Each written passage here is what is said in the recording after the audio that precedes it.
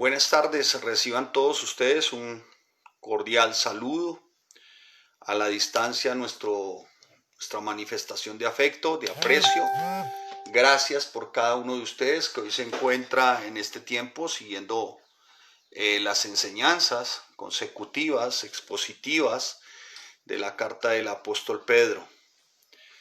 A cada uno de ustedes, muchas gracias. Como siempre, dando la gloria, la honra a nuestro Rey. Él es bueno, Él es fiel, Él es santo, Él es justo.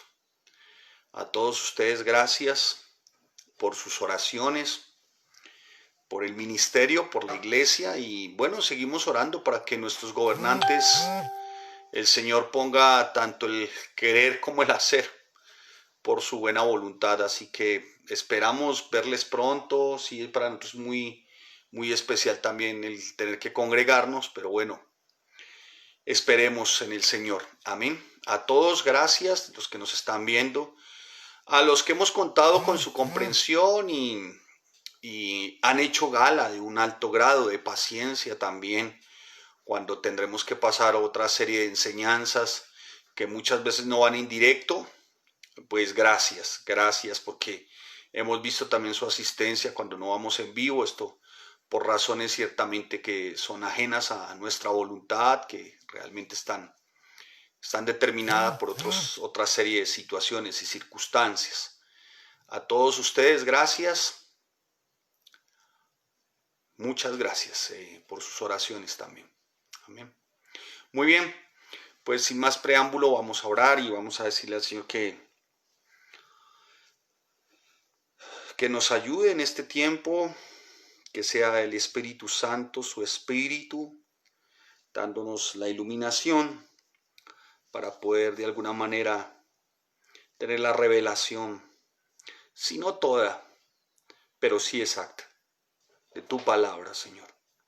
En el nombre de Cristo Jesús, gracias por cada dama, por cada hombre, por cada familia que hoy destina este tiempo para aprender, para capacitarse, para crecer, para edificar, pero sobre todo para que de alguna manera se dispongan también a ser instrumentos de justicia. Y nada más valioso podría ser para este tiempo que el predicar y ganar almas para Cristo. El predicar y proclamar el Evangelio.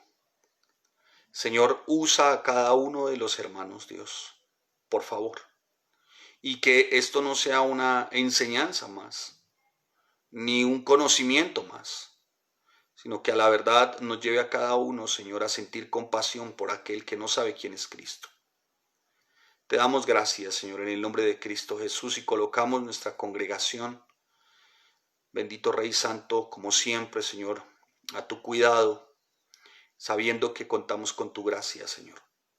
A nuestros hermanos alrededor del mundo que predican con limpieza, con pureza, Señor, bendícelos. A cada misionero, Señor. Y bendice a la nación de Israel, Señor, en el nombre de Jesús y guárdalos, Señor.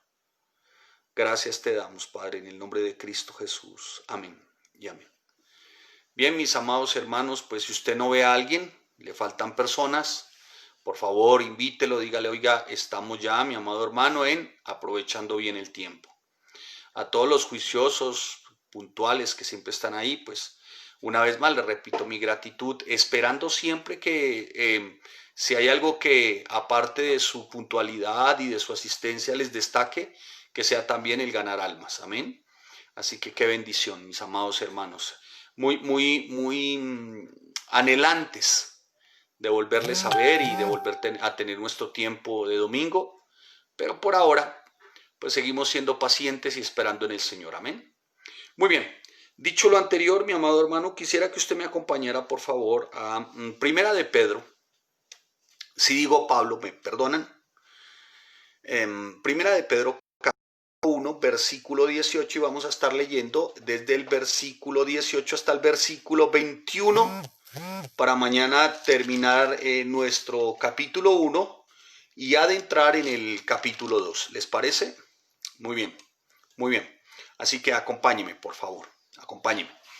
Dice, sabiendo que fuisteis rescatados de vuestra manera de vivir, la cual recibisteis de vuestros padres, no con cosas corruptibles como oro o plata, sino con la sangre preciosa de Cristo, como de un cordero sin mancha y sin contaminación, ya destinado desde antes de la fundación del mundo, pero manifestado en los postreros tiempos por amor de vosotros, y mediante el cual creéis en Dios, quien le resucitó de los muertos y le ha dado gloria, para que vuestra fe y esperanza, dice la palabra, sean en Dios. Amén. Así que prepare su mente. Muy bien, prepare su mente. Usted que quiere aprender, usted que quiere edificar.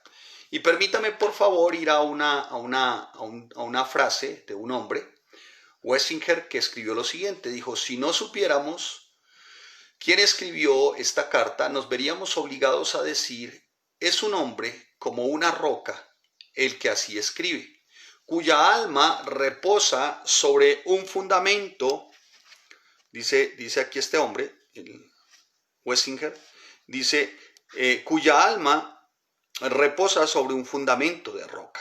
O sea, hablando de quien escribió Primera de Pedro, ¿no? Lo describe como una roca que reposa sobre un fundamento de roca y que con su poderoso testimonio emprende la tarea de fortalecer las almas de otros frente al embate de las tempestades de aflicción que se abaten sobre ellos y para establecerlos sobre el verdadero fundamento de la peña. Muy bien, ya habíamos visto cómo de alguna manera, y lo habíamos enmarcado, cómo el apóstol Pedro está hablando en su momento a una iglesia que está siendo perseguida. Pedro está tratando de manera muy especial con el sufrimiento en la vida cristiana. Pedro hasta ahora le está diciendo a sus lectores, o en este tiempo le está diciendo a sus lectores, miren, hay una esperanza. Pedro les está animando, Pedro les está exhortando, exhortar es ánimo. Y sus lectores hasta ese momento, o a quienes iba dirigida la carta, hasta ese momento habían sufrido calumnia, persecuciones, habían sido ridiculizados, y esto a causa de Cristo. La cárcel, las confiscaciones de propiedades, la muerte violenta, que para muchos, en muchos se reflejó, era como el diario vivir, ¿no? Era como el diario vivir. Y sus familias eran despojadas de todo en su momento, libertades, propiedades, pero el sufrimiento no es lo único a lo que hace referencia Pedro y no es lo único el tema central de esta carta. Se incluye en esta carta también las bendiciones, se incluye en esta carta la heredad, una heredad ciertamente por haber aceptado y vivir en el Evangelio, vivir en Cristo. También es una carta que cuando nosotros hacemos nuestra división por secciones nos damos cuenta que también nos muestra cómo podemos llevar unas relaciones apropiadas como verdadero creyente, cómo debemos de mantenernos alejados de un mundo que acosa, que agobia, que es hostil, ¿no? Más de enseñarnos sobre disciplina, sobre instrucción. Eso ciertamente es a lo que el apóstol Pedro, digamos, como señala con su carta, ¿no? El apóstol Pedro está señalando con su carta. Pedro les está dando esperanza a estos creyentes. Debemos de esperar a pesar de que nos ridiculicen, debemos de esperar a pesar de que nos rechacen, de que suframos, de que haya sufrimiento por ser cristianos. Debemos de esperar y hacernos fuertes en medio de esa persecución, porque eso lo vamos a ver y lo hemos venido desarrollando. Eso de alguna manera purifica nuestra fe, dice Pedro, ¿no? Si dependemos de él, podemos enfrentarnos victoriosamente a la persecución, Pedro desarrollándolo en su carta, como también lo hizo Cristo. Así que los creyentes que hoy de alguna manera sufren un grado de persecución por sus creencias, por su convicción, por Cristo, deben de dar por sentado de alguna forma, de alguna manera, que a pesar y de todo eso hay una gran esperanza. El hecho de que vamos a vivir eternamente, nosotros los creyentes con Cristo, debe de llenarnos de confianza, de paciencia, de esperanza, para que nos podamos mantener firmes en aquel momento de ser perseguidos o de que venga la aflicción o de que venga de pronto el dolor o de que venga por ahí de pronto la desilusión. Pero en ningún momento perder la esperanza. Ningún momento tampoco dejar como que el temor se apropie de nosotros, de nuestras mentes, de nuestras almas, porque aparte de eso el temor tiene una capacidad que es terrible y es supremamente maligna para el cristiano, y es que lo paraliza. Y es que no lo deja actuar, es que trae confusión mental, es que de alguna forma el temor hace que también, ¿por qué no? Por ahí se pueda tropezar con ciertos grados de incredulidad. Bien, pues mi amado hermano, el apóstol Pedro empieza en el versículo 2 del capítulo 1, dice, elegidos según la presciencia de Dios. Ahora, cuando habla de elección, permítame aquí señalar de alguna forma el apóstol Pedro hablando a la iglesia. Entonces, como diciendo también el apóstol Pedro, mire, somos privilegiados al pertenecer a la familia de Dios. Somos privilegiados al pertenecer al cuerpo de Cristo, Cristo como fundador, Cristo como roca, Cristo como sustentador, Cristo como cuidador, Cristo como pastor, Cristo como proveedor, Cristo como protector. Somos privilegiados. Y nada podrá hacer verdaderamente al creyente más feliz que el saber que cuenta con unos hermanos, que cuenta y está rodeado de hermanos que pueden estar orando, que de alguna forma le están sustentando en oración, que más adelante lo veremos en mañana, si el Señor a bien tiene. Primero terminaremos el capítulo 1 y adentraremos terminaremos capítulo 1, adentraremos en el capítulo 2 y veremos cómo también como creyentes debemos de relacionarnos y qué es lo que dice el Señor con respecto a nuestras vidas como creyentes. Así que Pedro está animando también, está diciendo, mire, todo esto vale la pena porque Cristo es quien nos sustenta, nos cuida, Cristo es el fundamento de nuestra familia, familias en Cristo. Cristo es quien hace que nuestra convicción cada vez se mantenga leal, se mantenga fiel, pero a Él, y por ello obedecerle. Y mostramos ciertamente en obediencia así de esta forma que somos sus hijos y ¿por qué no, mi amado hermano, vivir con gozo el llamado aún y cuando se presentan una serie de circunstancias y de situaciones que muchos, y me incluyo, no esperamos, con las que no contamos, ¿no? Hay muchas cosas con las que no contamos, ¿no? Bien, pues dicho lo anterior, entonces Pedro en su carta empieza diciendo, fuimos elegidos según la presencia, o sea, como iglesia, como cuerpo en Cristo, pues hemos sido bendecidos como miembros vivos y activos. Tenemos una iglesia, congregación, cuerpo de Cristo. Y sigue diciendo el apóstol Pedro, escuche, en lo cual vosotros os alegráis, aunque ahora por un poco de tiempo, si es necesario, tengáis que ser afligidos en diversas pruebas. ¿Qué es en el versículo 6? Y del 6, no abruptamente, porque ya lo dimos, pasamos de una vez al versículo 18. Amén. ¿Sí? Entonces, leamos el versículo 6 y no es que pasemos abruptamente al 18. Los que vienen siguiendo la predicación consecutiva expositiva, pues vamos a hallarle mucho más sentido. Así que lo invito, acompañe. Versículo 6, en lo cual, repita conmigo, ¿tiene su Biblia ahí? Bien, le espero 10 segundos. Sin Biblia es imposible, hermano. ¿Ya? Muy bien. Sigamos. En lo cual vosotros os alegráis, aunque ahora por un poco de tiempo, si es necesario, tengáis que ser afligidos en diversas pruebas, versículo 7, para que sometida a prueba vuestra fe, mucho más preciosa que el oro, el cual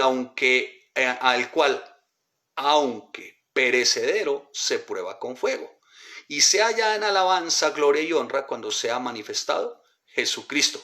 Pase al 18. Sabiendo, o pues es un término de conclusión.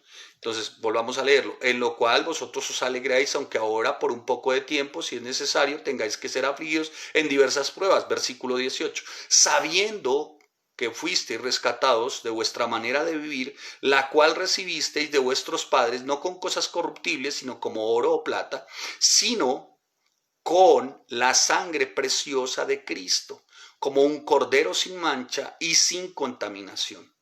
ya destinado desde antes, desde la fundación del mundo, pero manifestado en los postreros tiempos, por amor de quién, de vosotros, y mediante el cual creéis en Dios, quien lo resucitó de los muertos y le ha dado gloria, para que vuestra fe y esperanza sean, subraya el término en Dios. Uno de mis autores puritanos del siglo XVI observó muy correctamente algo que es maravilloso para este tiempo, y creo que es uno de los eventos importantes y concluyentes para nosotros. Y lo destinó, lo llamó, lo nombró, lo calificó como una gran obra. Y es nuestra redención, o sea, nuestro rescate. Pedro está acotando en todo este tiempo para que la iglesia tenga esperanza y esté fortalecida. Primero, su fundamento es salvación, el centro es Cristo, pero para salvación y tener como centro a Cristo, pues vamos a ver cuál fue esa maravillosa obra, en qué consistió salvación, centro Cristo, ¿no? Para ello, una maravillosa obra. ¿Cuál? Empieza el texto, sabiendo que fuisteis rescatados. La maravillosa obra es que fuimos rescatados. Una salvación, centro Cristo, pero por esa salvación se pagó un rescate. ¿Sí? Les decía, el autor, uno de mis autores, siglo XVI, el puritano Thomas Watson, o XVII tal vez, dice y de una manera apunta, de una forma muy correcta, dice que la redención fue la obra más grandiosa de Dios. Grande fue la obra de la creación, dice él, pero más grande es la obra de la redención. Y esto porque costó más redimirnos que crearnos. En la primera, todo se hizo por la palabra. Y en la segunda, hubo que derramar sangre y que muriera un inocente. ¡Wow! Es tremenda, bueno, derramar sangre y que muriera un inocente, y como que se la anexé en cursivas, póngasela en cursivas. Pero qué tremendo, qué especial. La creación no fue más, como lo explica este hombre, la creación no fue más o menos tal vez importante, ¿no? Es de las manos de Dios, es de la palabra de Dios. Sí, es una verdad, la creación viene del corazón, de la mente de Dios, es verdad. Pero más grande es la obra de la redención. O sea, rescatar algo que Él mismo había creado. Rescatar algo que Él creó y que esa creación se opuso a Él, que esa creación le dio la espalda, que esa creación se rebeló contra Él. Y rescatar eso, hermano, no solamente demanda de un amor profundo, que obviamente es el amor del Señor, de nuestro Padre, sino que también se derramó sangre y se puso una vida, la vida de un inocente, puro. O sea, como quien diría, a doble precio fuimos comprados. Al precio de su sangre, o sea, comprados, rescatados. Al precio de su sangre y al precio de su vida. Y cuando observamos precio de su vida y muerte, pues nos damos cuenta en qué consistió su muerte, ¿no? Y el derramar su sangre.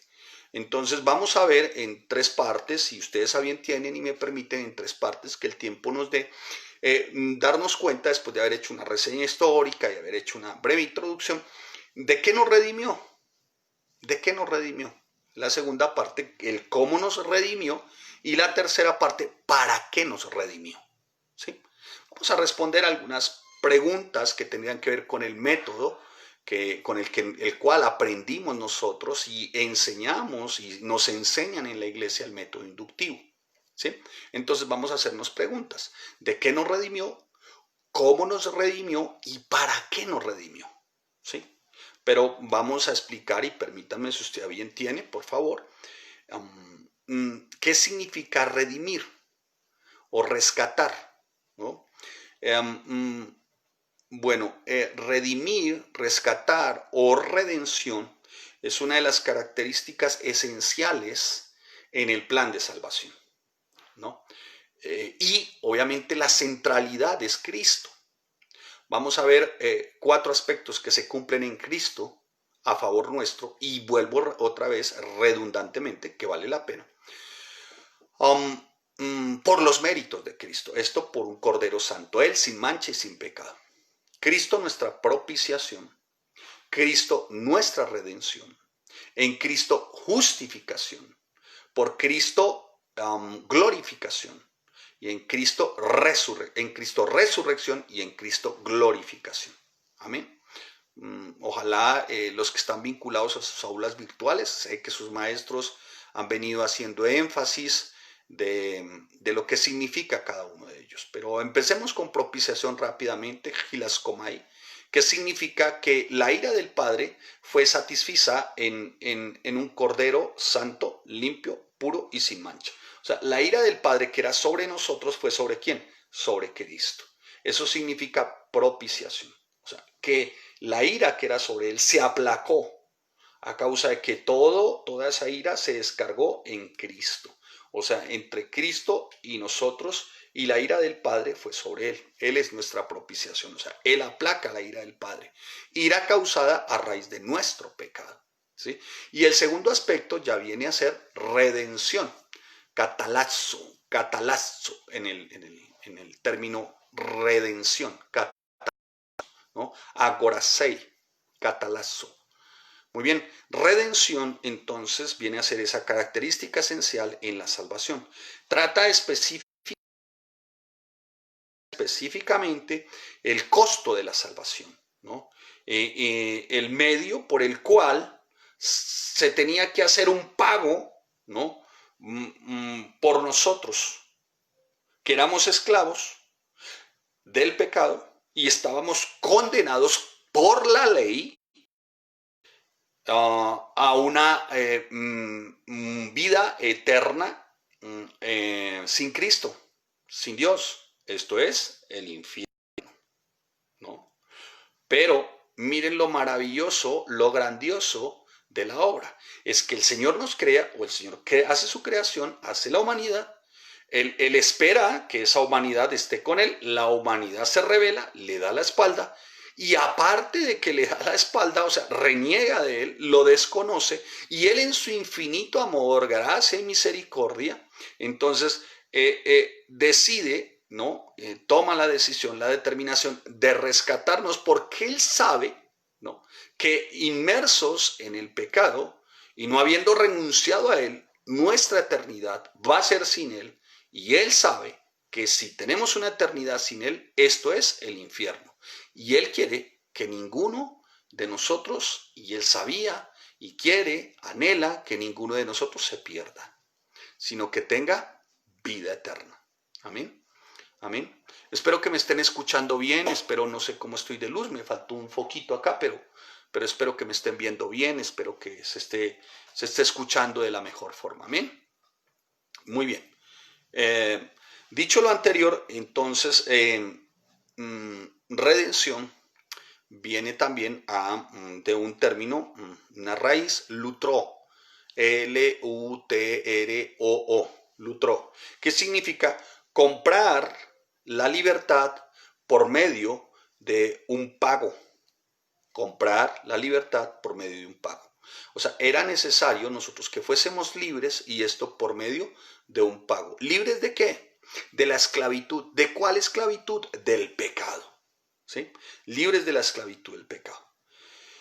Así que, mi amado hermano, dicho esto, vemos lo maravilloso entonces, lo grandioso entonces de un Dios perdonador, de un Dios que es Padre, de un Dios que anhela, ha estado siempre en su corazón, desde antes que ninguno se pierda, que ninguno. Él ha hecho todo lo posible para que nuestra vergüenza a causa del pecado sea cubierta, sea tapada, sea deshecha, perdónenme, no tanto como cubierta, sino deshecha, ¿no? Que el pecado ciertamente ya no nos haga más esclavos, y esto fue desde antes.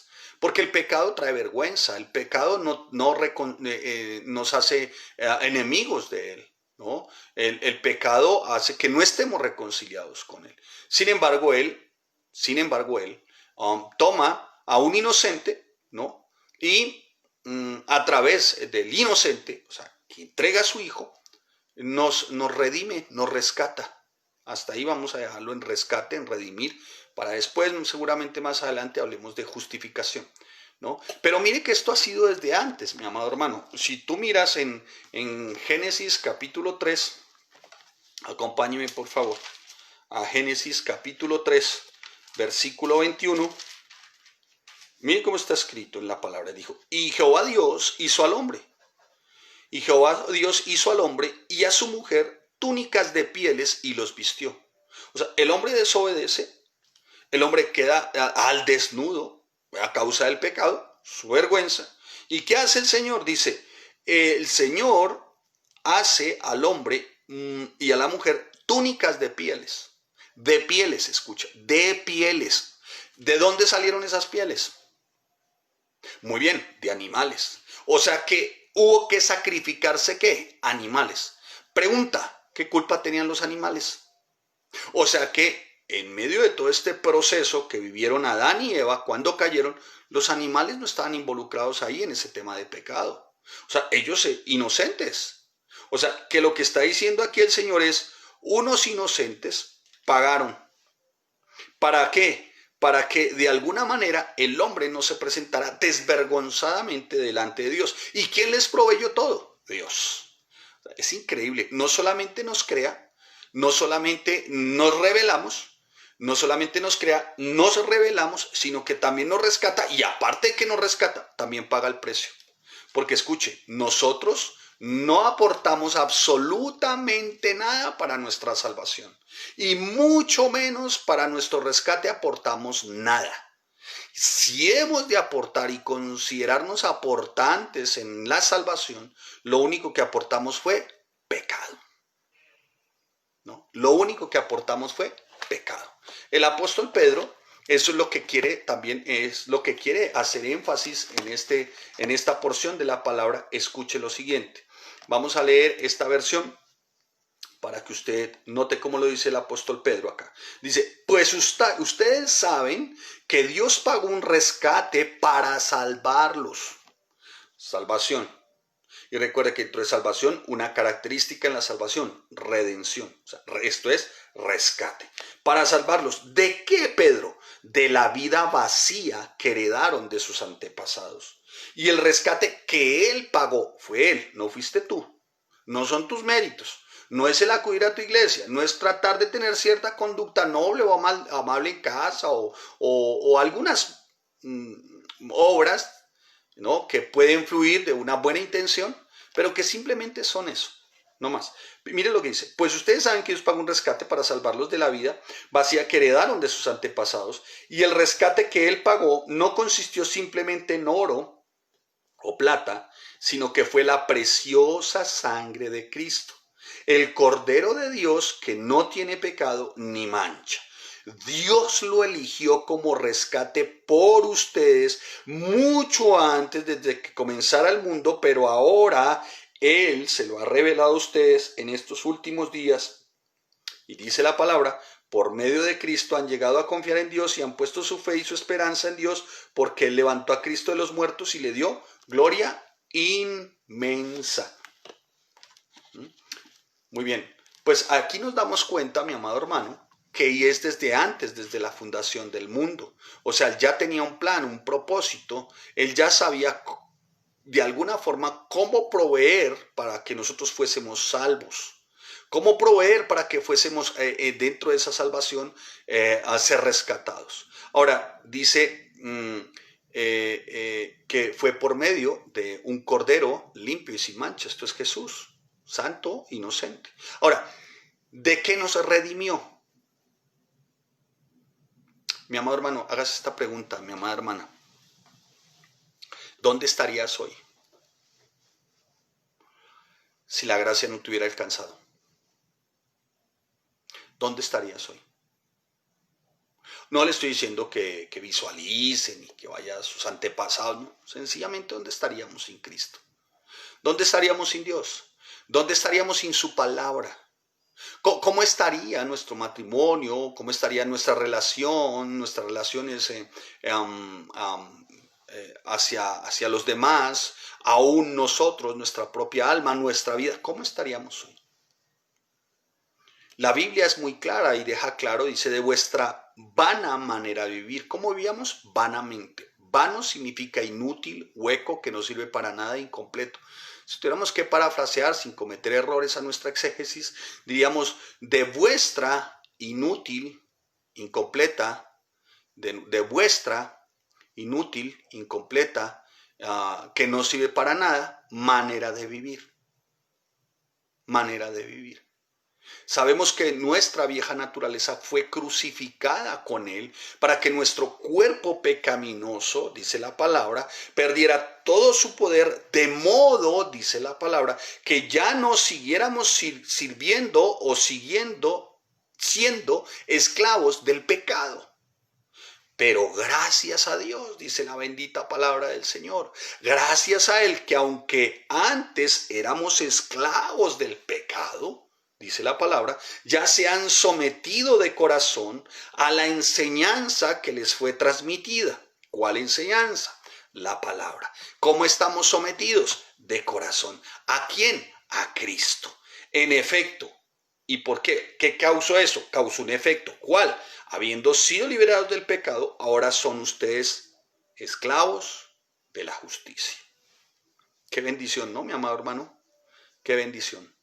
Pues damos gloria al Señor por eso, la verdad. Y a la luz de esta realidad, pues mi amado hermano, veamos algunos rasgos, ciertamente, de lo que sería vieja manera de vivir. Vieja manera de vivir, ¿no? La primera característica de la vieja manera de vivir, ¿no? Está básicamente o está entronada básicamente en nuestros deseos o en los deseos. Vamos a hablar de inconverso. En los deseos o cuando esto fuimos en otro tiempo. Recuerden ustedes, no hay que traer a memoria las cosas absurdas, muchas veces son para pecado. Pero si quisiéramos hacer un resumen, diríamos que todo lo que tuvo que ver con nuestro pecado surgió de deseos, surgió de alguna manera de nuestro corazón. Y esa es una de las características más notables. Por eso dice, de vuestra manera de vivir, de vuestra vana manera de vivir. Vano, hueco, inútil, que no sirve para nada. ¿Esto dónde surge? En el corazón. En el corazón surge también lo hueco, lo vano, lo que no sirve para nada. O sea, así vivíamos, en unos deseos huecos, vanos, que no servían ciertamente para nada, ¿no? Eso está en el corazón. Lo que está en el corazón, y cuando hablamos de corazón también se refiere la Biblia a mente, ¿no? De ahí, del corazón, o sea, mente, pensamientos, de ahí surgía esa vana manera de vivir, ¿no? Y cedíamos a las tentaciones, y se cede a las tentaciones, desde el corazón, desde el pensamiento, por lo vano, o sea, lo hueco, lo inútil, lo que no sirve para nada. ¿Me estoy haciendo entender? Cada uno es tentado, dice Santiago, cada uno es tentado cuando de su propia concupiscencia es atraído y seducido, o sea, desde lo que está acá, desde lo que está acá. Pero gracias a Dios que nuestra vieja naturaleza fue crucificada con Él para que nuestro cuerpo pecaminoso perdiera su poder, dice la palabra.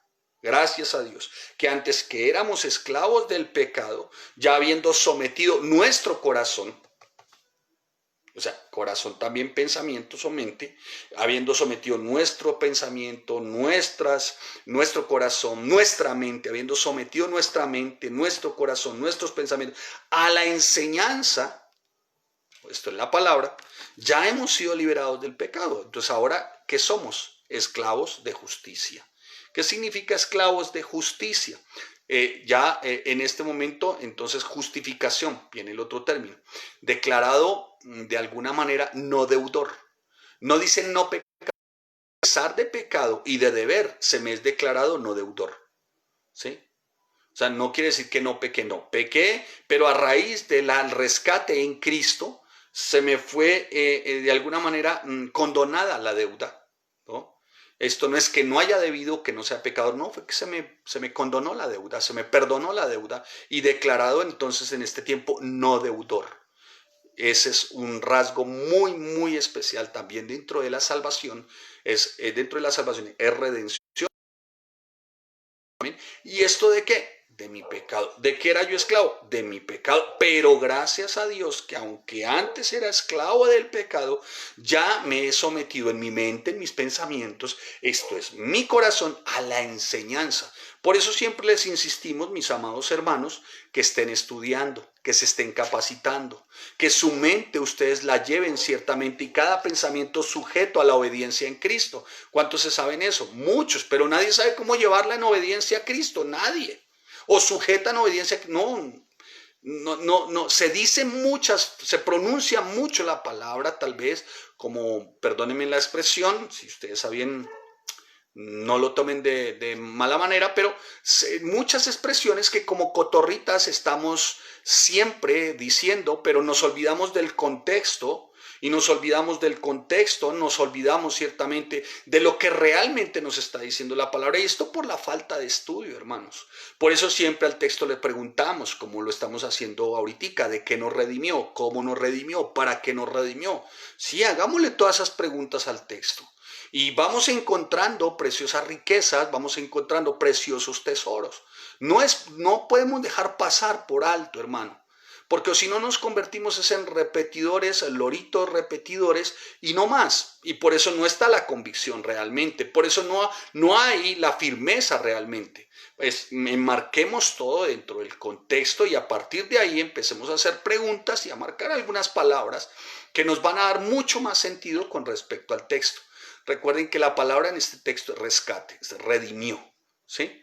Redimió. Nos redimió a los creyentes. ¿De qué? De una imaginación perversa, lujuriosa, de unos pensamientos perversos, lujuriosos, ¿sí? Entonces, si nos redimió de eso, cada uno es tentado en su propia concupiscencia, dice Santiago. Si nos redimió de eso, pues protejámonos de eso. ¿Cómo nos protegemos de eso? ¿Cómo nos protegemos de todas esas influencias destructivas que tratan de nuevo como de atraernos a tales deseos pecaminosos que están en la mente? Esto es corazón o pensamientos. ¿Cómo? ¿Cómo nos protegemos? Hermano, dice la Escritura, con las enseñanzas. ¿Dónde está la enseñanza? En la palabra. Por eso se insiste, hermano, estudie. Involúcrese, son 15 aulas virtuales, por el amor de Dios. Involúcrense, hermanos. Estamos desde el nuevo nacimiento y haciendo todo un estudio juicioso, todo un estudio disciplinado de la palabra, hermanos. Así que es una forma de guardarnos, proteger nuestra mente. Vaya al Salmo 25, por favor. Acompáñeme al Salmo 25. Van surgiendo así textos que no están por fuera, ni más faltaba del contexto. Hagámonos una referencia, 25, versículo 20. Mire usted, mi amado hermano. Dice, guarda mi alma y líbrame. No sea yo avergonzado porque en ti confié. Ahora dice, guarda mi alma. Hermano, sí es verdad. Pero hay algo que viene de parte de ustedes. Hermano, si el Señor guarda, el Señor cuida, el Señor protege. Es una verdad, el salmista le está diciendo, guarda mi alma. Está muy bien en nuestra oración, muy bien. Está en la palabra. Pero escuche, tú tienes que acudir a las Escrituras y dejar que tu mente, tus pensamientos, tu corazón queden inmersos en la palabra. Porque escuche, cuando esto se suelta, con mi esposa le hemos llamado a veces esto, la loca de la casa, ¿no? Esto. ¿Qué es la loca? Es una mente errabunda, es una mente dubitativa, es una mente que divaga. Entonces es como una pelota loca, ¿no? Bota una pelota loca, hace así. Entonces estás pensando en finanzas, después piensas en otras cosas y son tantas cosas absurdas, hermano, y el enemigo aprovecha esto para de alguna manera crear lazo también, ¿no? Entonces, mi amado hermano, a la verdad, la invitación es proteja su mente, proteja sus pensamientos, proteja su corazón, hermano. Ya el Señor nos redimió de esa mente, nos redimió de esa imaginación, permítame comillas, imaginación perversa, lujuriosa, ¿sí? Entonces nos toca ahora a nosotros, Proverbios 4, versículo 23, nos toca a nosotros a través del estudio sistemático, disciplinado de la palabra, guardarnos. Sobre toda cosa guardada, Señor, guarda mi corazón. No, Señor, así no dice. Dice, sobre toda cosa guardada, guarda tu corazón. O sea, que te corresponde a ti. Claro, el Señor estará atento, pero te corresponde a ti vincularte a una aula virtual, aprender la palabra, palabra por palabra. Ahorita lo que estamos haciendo y lo que tú estás viendo son predicaciones consecutivas, expositivas, no estoy haciendo precepto sobre precepto, no lo estamos haciendo el método, pero lo que tú estás viendo en este momento para también poder crecer es predicaciones expositivas consecutivas de cada porción de la palabra. Por eso en este caso estamos viendo Primera de Pedro después de haber salido de Colosenses y también estar dando Hebreos. Entonces, pues qué bendición, qué bendición. Pero hermano, deje de alguna manera que su mente quede inmersa, porque dice la palabra, escuche cómo sigue diciendo el apóstol Pedro con respecto a nuestro texto de hoy. Mire cómo sigue diciendo el apóstol Pedro. Tengo varias versiones para que usted me vaya siguiendo ahí. Sabiendo que fuiste rescatado vuestra manera de vivir, la cual recibisteis de vuestros padres. ¿La cual qué? Recibisteis de vuestros padres. ¿Qué recibiste de tus padres? Una vana manera de vivir. ¿Qué representa también una vana manera de vivir? Que esto fuimos, o que esto hicimos, o que esto desarrollamos en otro tiempo. ¿Qué identifica una vana manera de vivir? Como una especie de vida superficial, superflua, ¿cómo se dice? Aparente, realmente que no tiene valor. Una vana manera de vivir hace referencia a algo inútil, que no sirve para nada, ¿sí? No sirve para nada. Esto ciertamente se da en los no redimidos, en los que no han nacido de nuevo, pero eso se da hoy en ellos. O sea, yo creo que cuando tú tienes una conversación con incrédulos, te darás cuenta, bueno, si algunos han tenido alguna conversación, que después tú llegas a la conclusión y dices, oiga, pues este sí piensa unas cosas que... Increíble. O sea, ¿cómo piensan esto? ¿Será que no piensan que hay vida eterna? ¿Que hay cielo? ¿Que hay infierno? ¿Que puede ser considerado enemigo de Dios? O sea, ya nuestra condición de reflexión es muy diferente. ¿Por qué? Porque está la palabra. Y de eso nos rescató el Señor. Hágame el favor. En eso consiste redención. En eso consiste redención. Mire, hermano, yo creo que hasta ustedes y yo podremos ver que los mayores logros en los incrédulos parecen como que tampoco tienen sentido. Entonces el incrédulo saca pecho cuando llega a la oficina, o la incrédula dice, ala, me compré el último carro, no sé, ponle la marca que tú quieras, y parece que desde esa perspectiva, como que es todo en su vida, y para uno le parece es una baratija.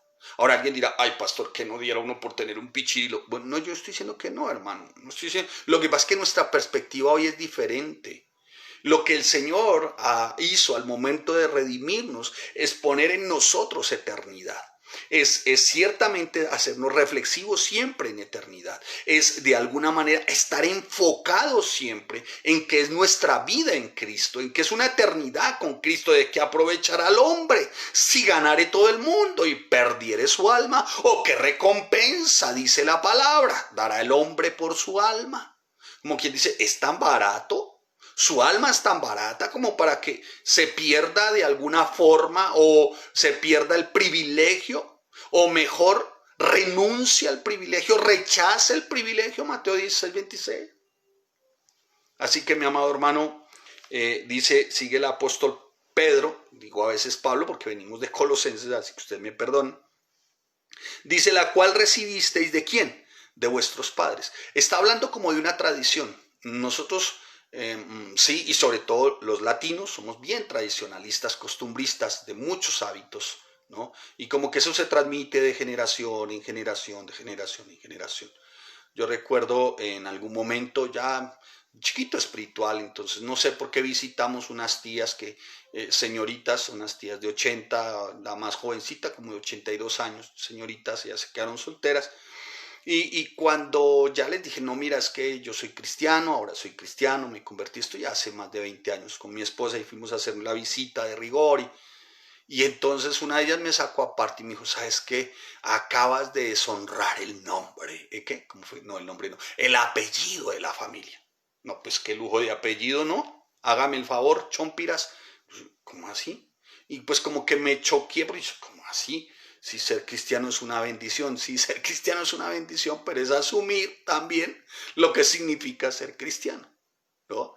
Entonces, ese tipo de tradiciones también viene a ser una manera vana de vivir, ¿sí? Vana de vivir, ¿no? Un tipo de tradiciones, de costumbres, de toda esta parafernalia litúrgica y todo este rollo. Liturgia no está mal dicho, pero me refiero al modismo, a todo este tipo de cosas absurdas que identifica realmente que eso viene de nuestros papás, ¿no? Los fariseos los fariseos en la época y los contradictores de Jesús, ¿no? Mantenían siempre en ese tipo de tradición, ¿no? Por eso en Hebreos, cuando se habla de los ángeles, ¿no? En Hebreos, cuando se habla ciertamente y se hace tanto énfasis en los ángeles, el autor, es porque el pueblo judío de la época, el hebreo de la época, el judío de la época, ellos eran muy dados a que su único mediador eran los ángeles, sus mediadores eran los ángeles, los voceros eran los ángeles. Entonces ven al hijo del carpintero, que va a ser mediador nuestro, ¿no?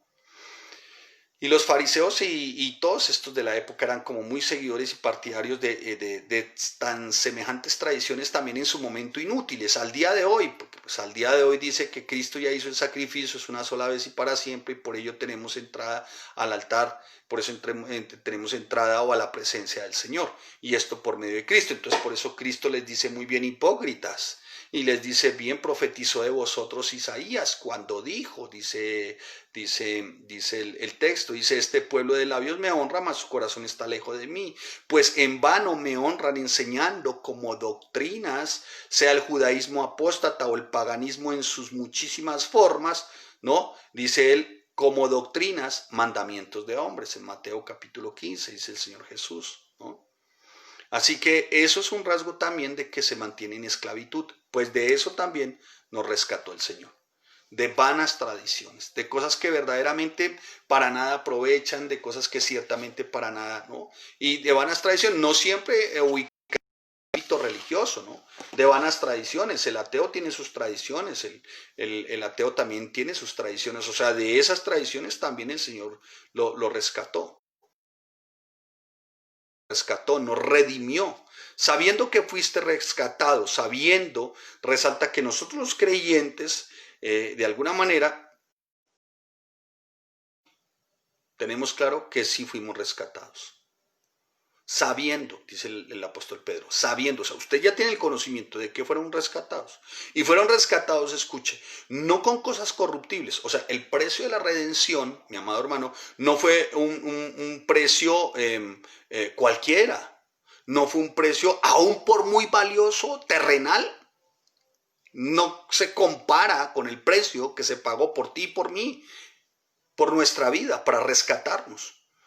Así que dice el apóstol Pedro, sabiendo que fuiste rescatados, de vuestra manera de vivir, la cual recibisteis de vuestros padres, no con cosas corruptibles. ¿Cómo fuimos rescatados, Pedro? No con cosas corruptibles, como oro o plata, sino es un término de conclusión, sino con la sangre preciosa de Cristo. No está diciendo, sino con la sangre, no. Está hablando primero, preciosa. O sea, no tiene comparación. No hay nada que supere semejante elemento, la sangre de Cristo. Permítame el término elemento. La sangre de Cristo. Sino la sangre. Ahora dice, ¿de quién? De Cristo. ¿Cómo? ¿Cómo era esta sangre? Una sangre sin mancha, una sangre como de un cordero. Como de un cordero, dice. Sin mancha y sin contaminación. O sea, un inocente por mí. Al doble precio. Sangre y vida. Al que no conoció pecado, dice la palabra, por nosotros lo hizo pecado, para que nosotros fuésemos justicia de Dios en nuestras obras. No. En él. Hechos justicia de Dios en él. O sea que si vamos a ver desde el comienzo hasta el fin, es por los méritos de quién? De Cristo, ¿no? La sangre de Cristo es la más preciosa de todas, porque Él fue la única persona totalmente perfecta santa que ha existido. Otra vez vuelvo al escritor de los Hebreos, porque como estamos estudiando también Hebreos, de alguna manera estamos enseñando Hebreos. Dice la palabra en Hebreos, dice lo siguiente: pero estando ya presente Cristo, sumo sacerdote de los bienes venideros, entre otras una palabra clave a marcar siempre en Hebreos es sumo sacerdote. Pero estando ya presente Cristo, sumo sacerdote de los bienes venideros, por el más amplio y más perfecto tabernáculo, no hecho de manos, es decir, no de esta creación, ni por sangre de machos cabríos, ni de becerros, sino por su propia sangre, escuche, por su propia sangre, entró una vez y para siempre en el lugar santísimo, habiendo obtenido eterna redención. O sea, no solamente en Cristo, el Cordero, sino también nuestro sumo sacerdote, quien entra ciertamente el lugar santísimo, y esto una sola vez y para siempre. El sacerdote de la época del Antiguo Testamento tenía que entrar una vez cada año, hermano, prepararse siempre y preparar el sacrificio. ¿Para qué? Para que los pecados del pueblo en ese tiempo fuesen perdonados y poder vivir un año más con la bendición de Dios. Eso ya lo hizo Cristo, sumo sacerdote, y fuera de eso, cordero. Porque si la sangre de los toros y de los machos cabríos y las cenizas de la becerra rociadas a los inmundos santifican para la purificación de la carne, Antiguo Testamento, claro, le estaba hablando el autor a los hebreos, a hebreos conociendo la historia, cuanto más la sangre de Cristo, el cual mediante el Espíritu Eterno se ofreció, Cristo como Cordero Santo, asimismo sin mancha a Dios, limpiará nuestras conciencias de obras muertas. ¿Para qué? ¿Para qué, autor a los hebreos? Para que vivamos sirviendo al Dios vivo. Y mira cómo está aquí. Aquí dice, sino con la sangre preciosa de Cristo como un cordero sin mancha y sin contaminación. Versículo 22, y mediante el cual creéis en Dios, 21, y mediante el cual creéis en Dios, quien le resucitó de los muertos y le ha dado gloria, para que vuestra fe y esperanza sean en Dios. Siempre es propósito, hermano. Todo lo nuestro para Dios. ¿Y esto por quién? Por los méritos de Cristo. Todo por esto, por Dios. ¿Y esto por quién? Por los méritos de Cristo. Así que, termino. Por esto, término de contraste, así que, por eso es mediador de un nuevo pacto, para que interviniendo, aquí habla ya de nuevo pacto, ya él pagó, va a la cruz, funge como sumo sacerdote, dice, y ahora es mediador de un nuevo pacto, o sea, no hay sino un solo mediador entre el Padre y nosotros, Jesucristo, para que interviniendo muerte para la remisión de las transgresiones que había bajo el primer pacto, Antiguo Testamento, los llamados reciban la promesa de la herencia eterna. ¿Y esto sabes por qué? Por la sangre del Cordero. Ay, mi amado hermano, espero que hacerme entender, los estaré invitando a que hagamos el método inductivo a Primera de Pedro, si el Señor a bien tiene, es denso, pero bueno, le pedimos al Señor que en medio de esta limitante de este ser que les habla, esta insuficiencia de este ser que les habla, en medio de esta falibilidad de este ser que les habla, espero que esté siendo de bendición para usted, porque para mí lo es, ¿sí? Para mí lo es. Así que, mi amado hermano, no solamente se limita a hablar de Pedro, a indicar que solamente la sangre, sino también la vida, el cuerpo de Cristo. O sea, es la totalidad en medio de su redención. Sangre, su vida, su cuerpo, todo ofrecido, todo ofrecido. Entonces, cuando habla sangre de Cristo, no, preciosa, pero preciosa,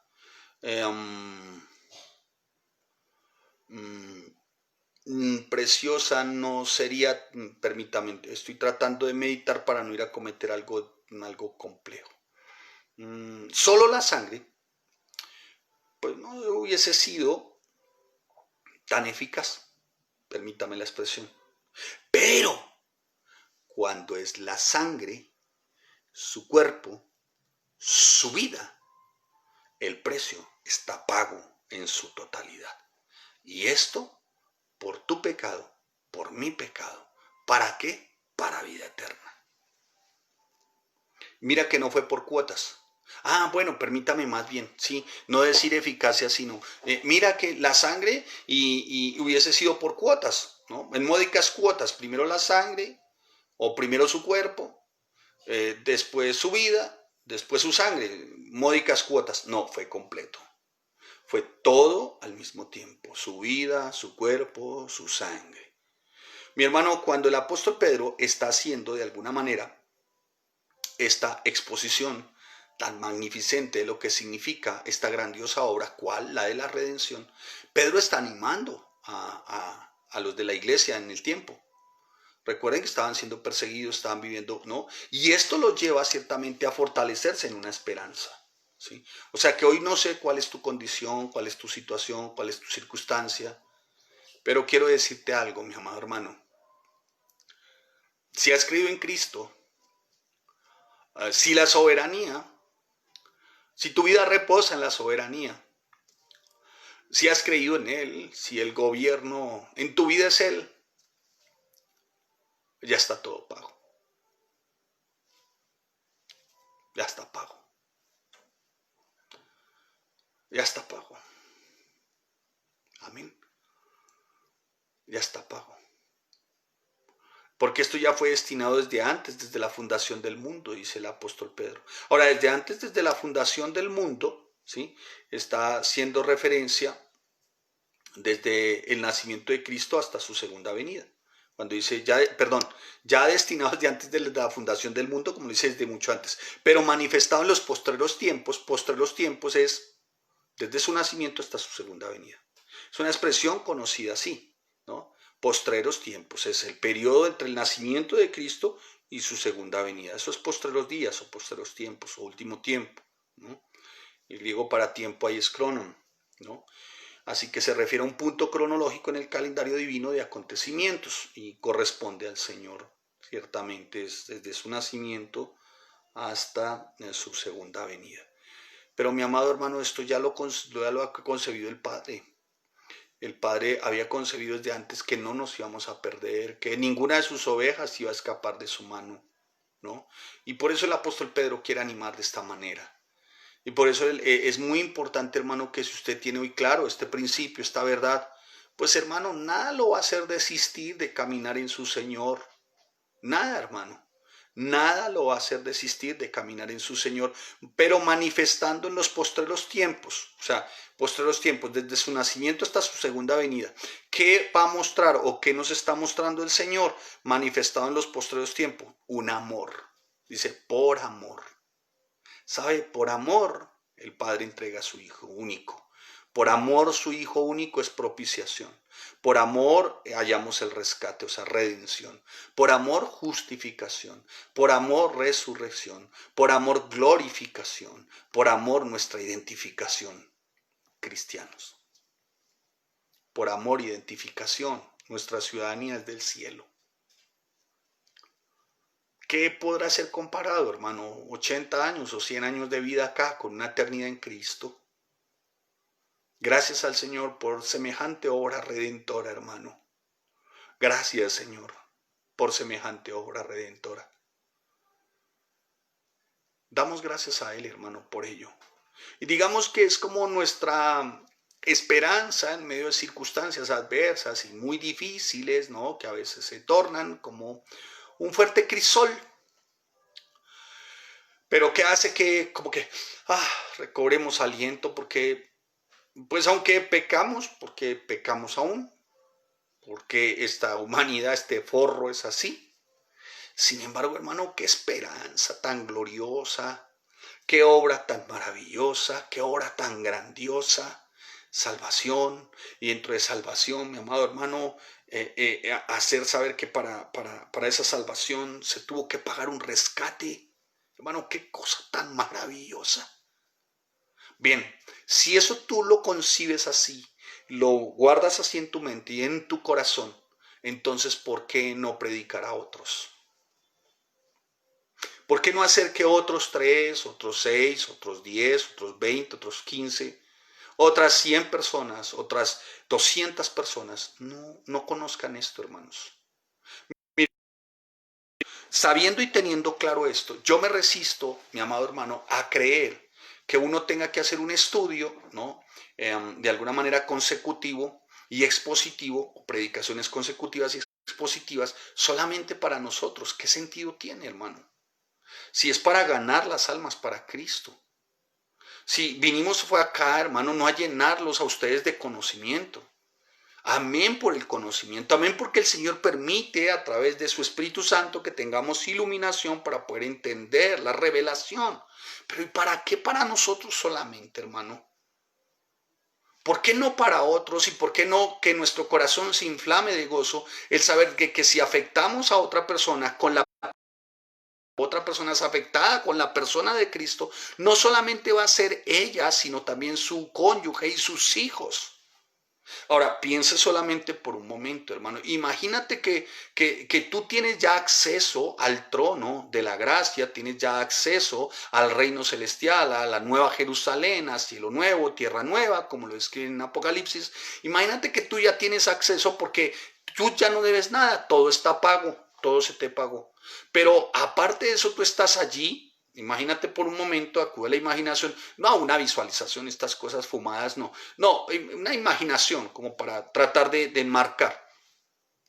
E imagínate que tú llegas allí y a ti te dicen, oye, no sé cómo es tu nombre, Marcela, Adriana, Sandra, Marcos, Juan, no sé. Y te dicen, oye, sigue, todo está pago. Ah, y tú vas entrando y te dicen a ti y te señalan y te dicen, oye, todo lo tuyo está pago. Y tú dices, wow, gracias. No, tú. Pero imagínate que escuchas la siguiente expresión. Y los que vienen contigo, de ellos también todo ya está pago. Y cuando tú volteas a mirar, te encuentras a tu cónyuge, te encuentras a tus hijos, a las esposas de tus hijos, a los hijos de tus hijos. Allá, ¿cuántas personas tú, por el amor, el apasionamiento y por pura compasión les compartiste de Cristo, de salvación? Y dentro de eso, dentro de salvación, dos de los rasgos, que es propiciación y redención, justificación, y escuchas esa voz que te dice, oye, lo tuyo está pago, no debes nada. Ah, pero para un momento, y los que vienen ahí contigo también, y tú volteas a mirar y, oh, mis hijos, todo lo de ellos también está pago.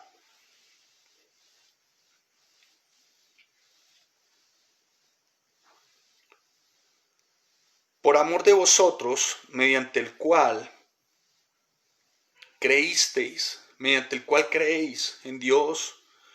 ¿Para qué, Pedro? Para que vuestra fe y esperanza sean en Dios. Mi amado hermano, solo por amor, por puro amor, Él ha hecho todo esto, hermano. Y esto para que nos dediquemos ciertamente a vivir fortalecidos en nuestra fe. ¿No? ¿Para qué pedir más fe? Señor, dame más fe, dame. No necesitamos más fe. Un grano de mostaza. Lo que necesitamos es, Señor, empodéranos en nuestra fe. Dale poder a esta fe. Una fe que siempre esté con la mira en la esperanza de que en aquel tiempo, como dice el apóstol Pablo a los colosenses, puesta la mira en las cosas de arriba, donde está Jesús. Cuando nosotros, de alguna manera, nuestra fe está fortalecida en esa esperanza, estaremos siempre, hermano, equipados en la fortaleza de nuestro Rey, a pesar de la situación. ¿Y saben por qué? Porque tenemos una certeza cuando dice nuestra esperanza, la esperanza de los creyentes en Dios. Porque nuestra esperanza, mi amado hermano, es que a causa de su muerte, de su resurrección, nosotros también tenemos acceso y resucitaremos juntamente y veremos su señorío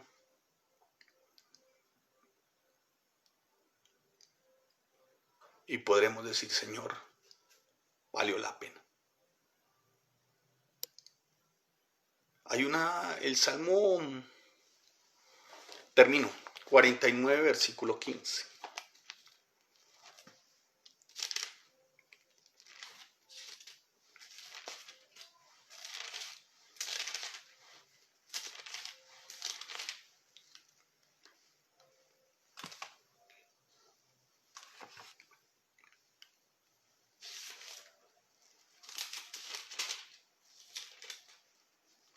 Dice así, escuche.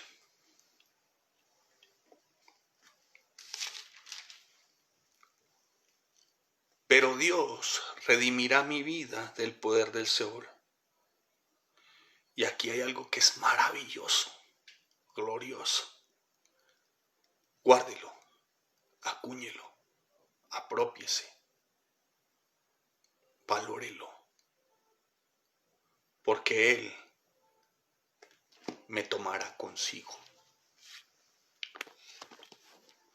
Esperamos ese día. Eso era lo que Pedro le estaba diciendo a la iglesia. Y permítame terminar con este mismo salmo, en el 49:15. Dice, pero en mi caso, Dios redimirá mi vida. Me arrebatará del poder de la tumba. Hermano, en Él encontramos la vida. ¿O qué sentido tendría entonces hacernos creyentes o decir cristianos si nuestra esperanza no es que aún y perdiendo vida en este tiempo, en esta tierra, ganaremos nuestra vida para eternidad? Sus santos están destinados a la redención de sus almas y con una esperanza siempre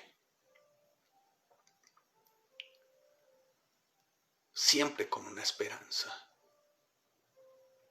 siempre nuestra vida juntamente con Cristo. Y esto a pesar de no importando lo que se esté viviendo en este tiempo, aun cuando sea por momentos duro, complejo. Pero el que es bueno, fiel y justo nos anticipa una gran noticia,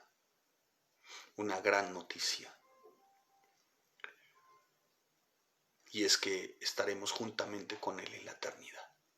Padre, te damos gracias y te bendecimos porque eres bueno, porque eres fiel, porque eres santo y porque eres justo.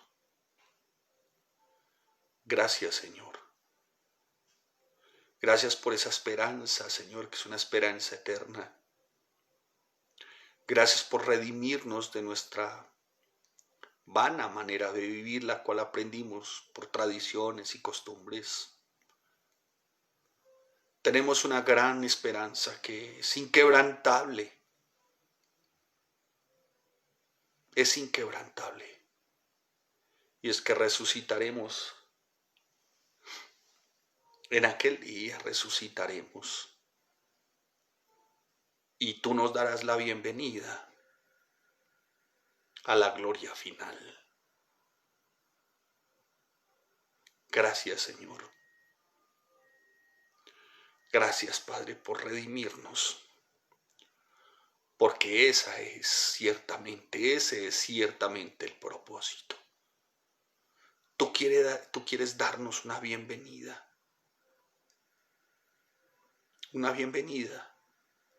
a una eternidad juntamente contigo.